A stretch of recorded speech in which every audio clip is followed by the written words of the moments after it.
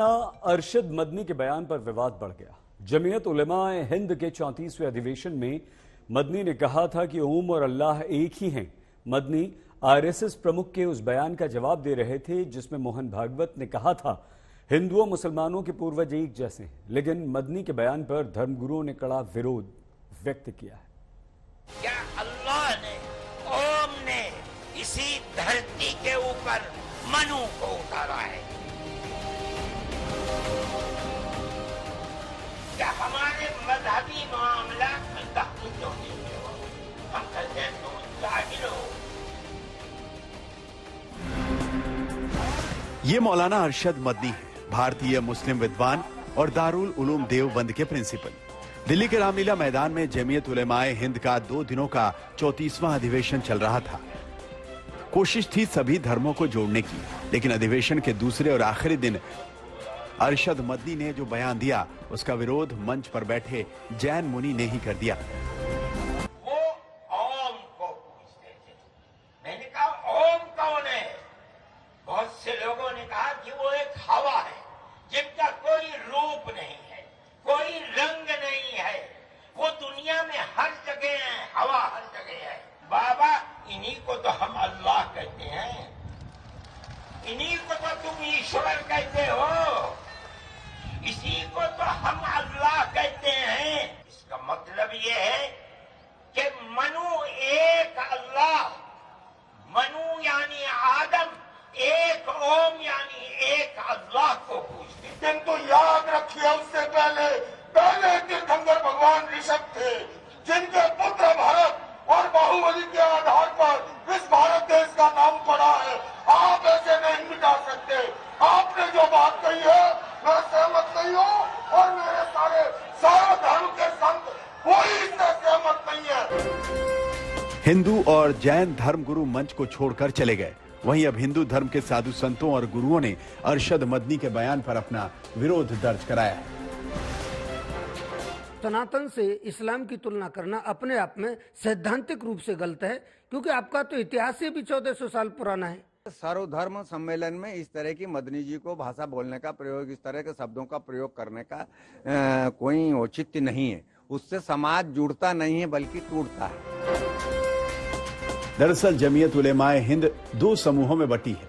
एक समूह की अगुवाई राज्यसभा के पूर्व सदस्य महमूद मदनी करते हैं, जबकि दूसरे समूह का नेतृत्व मौलाना अरशद मदनी के हाथ में है।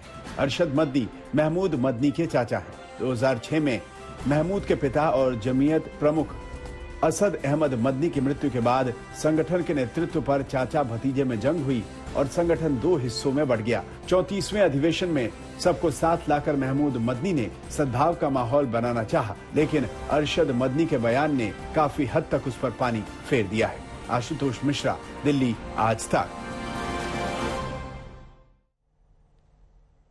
मौलाना अरशद मदनी ओम और अल्लाह वाले बयान पर घिर चुके हैं। अब इस पर घमासान मच गया है। मुसलमानों में 2 फाड़ हो चुकी हैं। जैन धर्मगुरु लोकेश मुनि जी महाराज ने भी जमकर पलटवार कर दिया है। विवाद कल दिल्ली में शुरू हुआ था, जो अभी थमने का नाम नहीं ले रहा और अब लगातार बढ़ रहा है। अगर पढ़ेंगे हिंदू धर्म को तो आपको ये पता चलेगा कि ओम किसे कहते हैं। वो कहते हैं ओम वो है जिसकी कोई सूरत नहीं है। वो जिस तरह हवा हर जगह पाई जाती है, इसी तरह वो हर जगह है। वही देता है, वही लेता है, उसी ने धरती बनाई है, उसे हम उसी को अल्लाह कहते हैं। इसलिए अल्लाह की भी जात वो ये कि उसका न कोई रंग है, न उसका कोई रूप है, न उसका शरीर है। वो हर जगह है और सब कुछ वो ही करता है। उसी ने धरती बनाई है, उसी ने आसमान बनाए हैं। मानता हूँ कि मैंने जितना आटा खाया उन्होंने नमक खाया होगा। वो मेरे बड़े हैं, बुजुर्ग हैं, मैं आदर करता हूँ, लेकिन ये इस तरह से उस बात को ये सोची समझी रणनीति के तहत, आपने देखा होगा उनकी पूरी स्पीच केंद्रित थी उस मुद्दे पे। वो टू द पॉइंट उस पे आगे बढ़ रहे थे और उन्होंने उस बात पे बल दिया, मैं कह रहा हूं, मैं इन गुरुओं की मौजूदगी में कह रहा हूं। और ये इन्होंने कहा, ये तो हमारे कंधे पे बंदूक रख करके चलाने वाली बात हो गई। शिव का एक शरीर था, जिस्म था शिव का। शिव के लिंग की पूजा की जाती है, इसलिए अल्लाह वो है जिसका कोई शरीर नहीं है। वो उसकी कोई ना उसके हाथ ना पैर, लेकिन वो है और वो हर जगह है। वो सारी दुनिया को उसी ने पैदा किया है, सारे संसार को उसने पैदा किया है। उनका अकीदा ये, हमारा अकीदा ये है। उसी ने मनु को उतारा था, मनु ने उसी के पूजा की है जिसने उसको उतारा था। हम उसी का कहने के ऊपर चलते हैं और हम मनु ने जिस ओम की पूजा की है हम उसी को पूजते हैं। बवाल से पहले के जितने हम सबके वक्तव्य हैं बहुत ही सद्भावनापूर्ण माहौल में चल रहे थे। उसके बाद में जो बुजुर्ग मदनी जी जो आए सहारनपुर से और उन्होंने जिस तरह से प्रस्तुतिकरण किया और एकदम उसी लाइन पर वो निरंतर लगे रहे और जिसका लबोलबाब ये था कि ये सिद्ध करना कि इस्लाम से सब कुछ निकला है और इस्लाम सबसे प्राचीन है। जबकि देखिए इतिहास कौन नहीं जानता है, कौन कितना प्राचीन है, कहाँ हमारी सनातन परंपरा, कहाँ प्राचीन जैन परंपरा, बुद्ध परंपरा। तो ऐसे में इस तरह की बातें, और मुझे नहीं लगता कि सद्भावना सम्मेलन में इसकी कोई जरूरत थी। बहुत सी चीजें ऐसी हैं जो वो कहते हैं और हम उनसे ताल्लुक नहीं रखते हैं। बहुत सी चीजें ऐसी हैं जो हम कहते हैं उनको अच्छी नहीं लगती हैं। लेकिन एक दूसरे के करीब रहना चाहिए, सोचना चाहिए, बैठना चाहिए, बात करनी चाहिए। उठ करके चला जाना ये तो कोई मसले का हल नहीं है। वो गए हैं तो उनसे पूछिए वो क्यों गए हैं। हमने तो उनके खिलाफ कोई बात नहीं है। ये हम ओम को मानते हैं, अल्लाह को मानते हैं, मनु को मानते हैं, आदम को मानते हैं। वो अगर नहीं मानते ओम और अल्लाह को तो उनका मसलक, उनका मजहब उनके साथ है, हमारा मजहब हमारे साथ है। पूरी दुनिया में हम वसुधैव कुटुंबकम का संदेश देना चाहते हैं और ऐसे समय में इस तरह की बातें करना कहीं भी उचित नहीं था। और मैंने प्रतिकार इसलिए किया क्योंकि ये एक हमारी महान जो प्राचीन विरासत सनातन परंपरा को, जैन परंपरा को, बुद्ध परंपरा, सबके अस्तित्व पर एक प्रश्न था। आप राम के अस्तित्व को नकार रहे हो, आप शिव के अस्तित्व को नकार रहे हो और केवल अपने आप को श्रेष्ठ प्राचीन बनाने के लिए कहानी, अब कहाँ आदम, कहाँ अल्लाह, कहाँ मनु, कहाँ ओम, गड़म गड़ करके इस तरह नहीं होता। मैं समझता हूँ कि उन्होंने मेरी बात को समझा नहीं है। अगर मैं उर्दू बोलता हूँ और मेरी उर्दू ऐसी है कि उसके अंदर फारसी और अरबी के अल्फाज बहुत होते हैं। अब मैंने अल्फाज ही बोला है, बहुत से लोग इसको नहीं समझेंगे। तो उन्होंने मेरी बात को समझा नहीं। अगर वो समझ लेते तो कोई ऐसी बात ना होती। जो विवाद, मेरी दृष्टि में तो संवाद से हर समस्या का समाधान होता है। और ये बताइए गड़े मुर्दे उखाड़ना, उससे क्या प्राचीन और ये वो एक्चुअल में होना ये चाहिए कि हमारा देश कैसे मजबूत बने।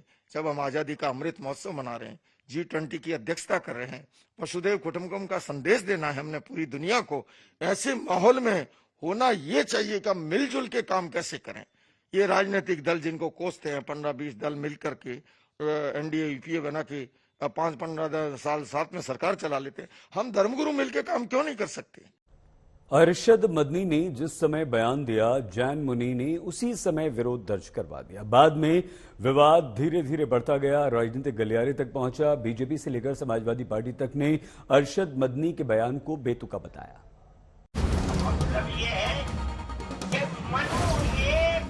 जमीयत उलेमाए हिंद के अध्यक्ष अरशद मदनी के बयान पर सियासत को लेकर मजहबी गलियारे तक हलचल मची। उनके बयान के समर्थन में कोई सामने नहीं आया।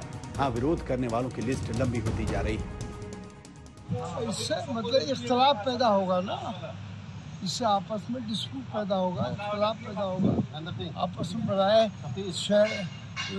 मुल्क में एक जाति के बजाय इंतशार पैदा होगा। इससे बयान उनका कैसा, ठीक है या गलत? मेरे नजदीक तो ये बात मुनासिब नहीं है जो उन्होंने बात कही है। इनकी जो नैरेटिव है इसकी निंदा करता हूँ। इनके नैरेटिव को कोई भी, चाहे वो हिंदू हो मुसलमान हो, कोई देशवासी मानने को तैयार नहीं। जो इतिहास पर है, इतिहास को झुटलाना और ये कहना कि जो है सनातन धर्म तो था ही नहीं, इस्लाम तो बहुत पहले आ गया, ये बिल्कुल गलत है। इसकी निंदा करता हूँ। मंशा तो सब लोगों का एक ही है, तमाम जो संगठन कट्टरपंथी, उनकी मंशा है भारत को गजवाए हिंद, इस देश को इस्लामिक इंडिया बनाना, और जो किसी उसमें यह संभव नहीं है। बीजेपी से लेकर समाजवादी पार्टी तक ने विरोध किया। अक्सर विवादित बयान देने वाले स्वामी प्रसाद मौर्य ने हिंदू मुसलमान से अलग लाइन पकड़ी। विवादित बातों में ध्यान भटका करके प्रदेश के विकास को डाइवर्ट अवरुद्ध करने वाले लोगों को जनता ने सबक सिखा दिया है। हमारी सरकार, भारतीय जनता पार्टी की सरकार, आदरणीय प्रधानमंत्री नरेंद्र मोदी जी के मार्गदर्शन में प्रदेश को राष्ट्र का नंबर 1 का राज्य बनाने के लिए काम कर रहे हैं। अब यहाँ जो इतिहास बताता है जी, इतिहास का जो प्रमाण है वो बौद्ध धर्म से शुरू होता है और उसके बाद सभी धर्म एक एक करके आते हैं। दूसरी ओर साधु संत इस्लाम और बौद्ध को सबसे पुराना धर्म बताने वालों को आईना दिखा रहे हैं।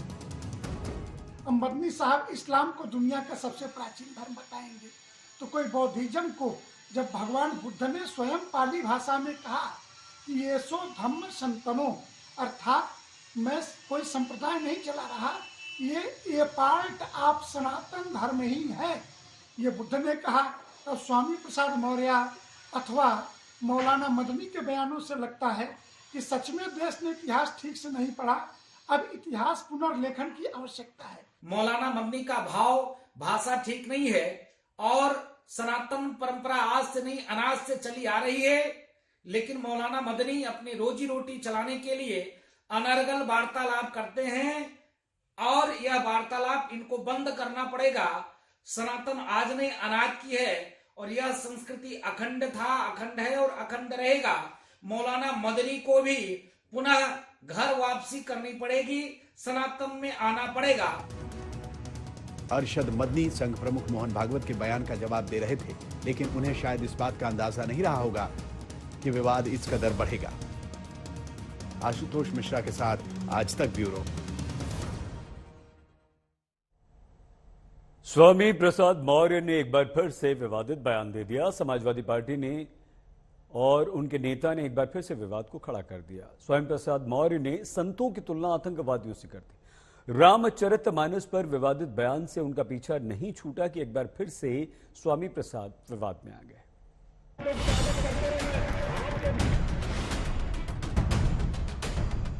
अब वो आतंकवादी की भाषा बोल रहे हैं।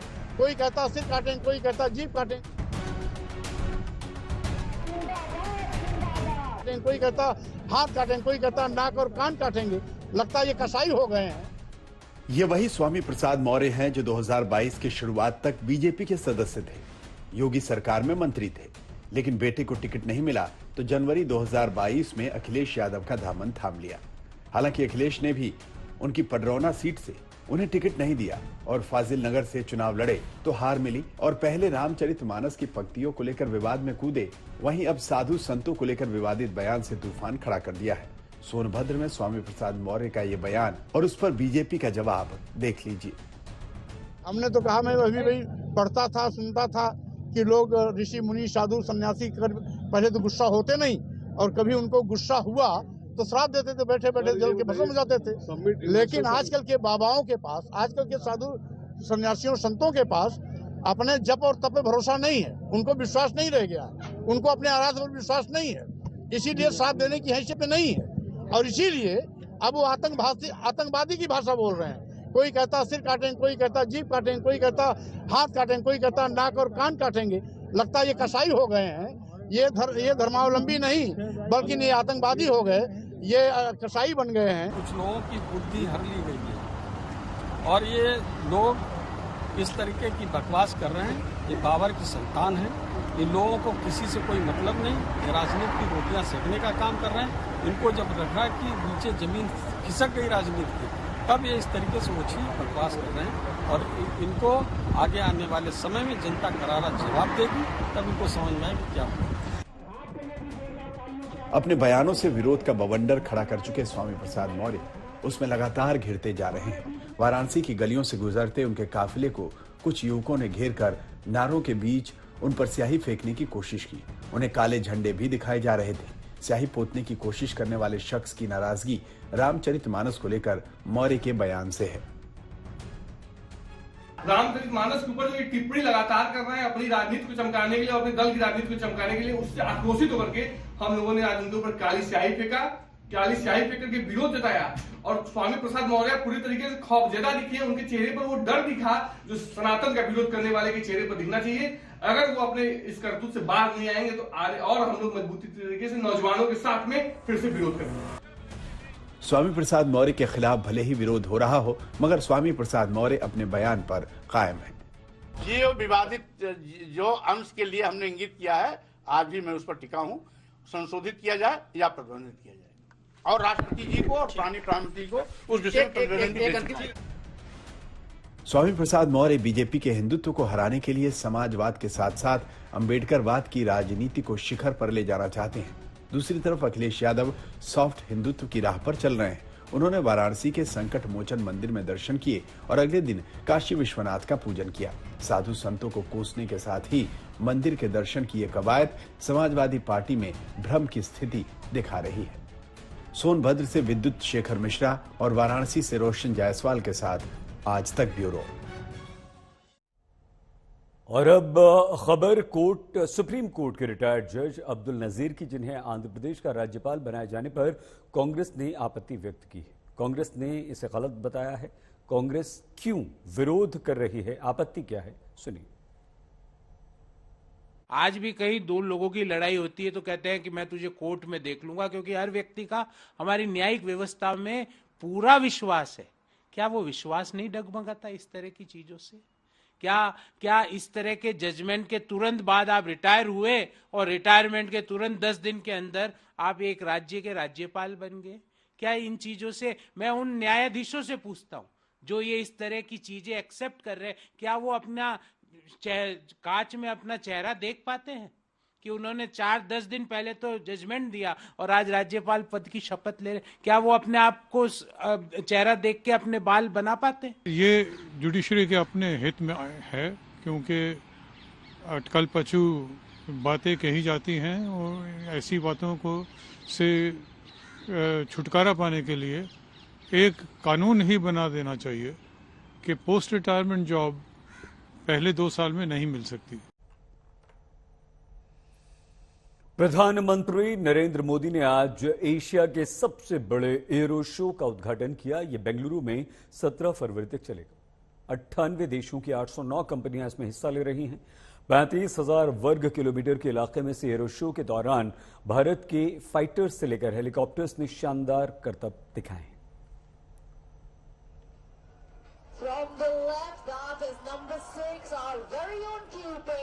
बेंगलुरु में चल रहे एरो इंडिया शो के दौरान make in India make for world की थीम पर जोर दिया जा रहा है। हमारे साथ वायुसेना प्रमुख air chief marshal V R Chaudhari हैं। आपसे जानना चाहूंगा, वायुसेना किस तरह के कौन कौन से ऐसे हथियार हैं जो और एयरक्राफ्ट हैं, हेलीकॉप्टर हैं जो मेक इन इंडिया के तर्ज पर आप देख रहे हैं? आपको पता ही है कि LCA Mark 1A का कॉन्ट्रैक्ट साइन हुआ था पिछले एरो इंडिया के दौरान, और हमें उम्मीद है कि अगले साल 2024 से उसका इंडक्शन शुरू हो जाएगा। उसके व्यतिरिक्त हमें LCA Mark 2 और एमका में भी कॉन्फिडेंस जताया है और हमें उम्मीद है कि आने वाले कुछ सालों में इनका भी इंडक्शन हो जाएगा। जहाँ तक हेलीकॉप्टर्स की बात है, प्रचंड लाइट कॉम्बैट हेलीकॉप्टर पिछले साल अक्टूबर में इंडक्ट हुए एयरफोर्स में, और लाइट यूटिलिटी हेलीकॉप्टर जिसका आज डेमोन्स्ट्रेशन आपने देखा, इसकी भी बड़ी मात्रा में भारतीय वायुसेना में शामिल होने की उम्मीद है। हम बात करें फ्यूचर के जो एयरक्राफ्ट हैं, एमका पर काम चल रहा है। अभी एक नया ट्रेनर की भी बात की जा रही है। उस दिशा में फ्यूचर जो हमारे एयरक्राफ्ट हैं, हेलीकॉप्टर, उस पर किस तरह का जोर वायुसेना का रहेगा? जोर तो रहेगा हमारे 5th जनरेशन और 6th जनरेशन टेक्नोलॉजीज पे, ताकि चाहे एमका हो या चाहे मॉडर्न जनरेशन कोई भी मैन्ड अनमैन्ड टीमिंग जहाज होगा, तो उसमें जो टेक्नोलॉजीज शामिल होंगे, हम यही चाहते हैं कि ये 5th to 6th generation technologies उसमें शामिल हो। और अगर हम LCA की बात करें तो आपको लगता है कि LCA हमारे जो मिग सीरीज के जहाज हैं उसको रिप्लेस करने की दिशा में तेजी से उस पर काम हो रहा है?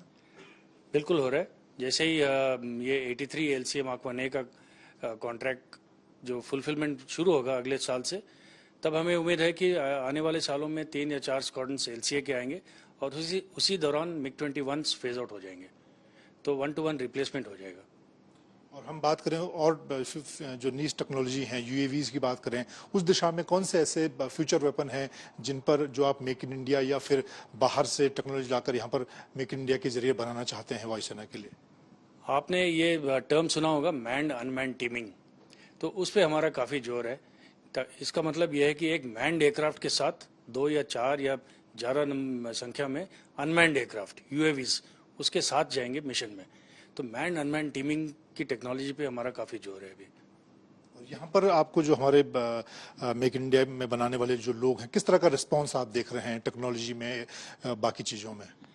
बहुत ही बढ़िया रिस्पांस है और मैं इतना कहना चाहूँगा कि पिछले 2 एरो इंडिया की कंपैरिजन में इस समय जितने इंडस्ट्रीज़ ने पार्ट लिया है इंडियन इंडस्ट्रीज़ ने, बहुत ही इंकरेजिंग है और हमें उम्मीद है कि आने वाले सालों में इनकी संख्या और भी बढ़ेगी जो इंडियन डिफेंस मैन्युफैक्चरर्स की, और हमारी आत्मनिर्भरता की गोल में काफ़ी कामयाब रहेंगे हम लोग। प्रधानमंत्री ने कहा कि भारत अब रक्षा के क्षेत्र में, हथियार के क्षेत्र में एक बड़ी ताकत के तौर पर उभर रहा है। इस वक्त जो देश और दुनिया के हालात हैं, हम देख रहे हैं रूस यूक्रेन युद्ध, किस तरह से आप देख रहे हैं, क्या हमारे जो वेपन हैं स्वदेशी, उनसे हम भविष्य की लड़ाई लड़ने की दिशा में कैसे आगे बढ़ेंगे? इसमें कोई शक नहीं है कि आने वाले सालों में हमें कंप्लीटली आत्मनिर्भर रहना पड़ेगा, हथियारों में और एयरक्राफ्ट में भी। तो इसको मद्देनजर रखते हुए जिस दिशा में हम चल रहे हैं बिल्कुल सही चल रहे हैं। और हम आज तक HD सबसे तेज, सबसे ज्यादा।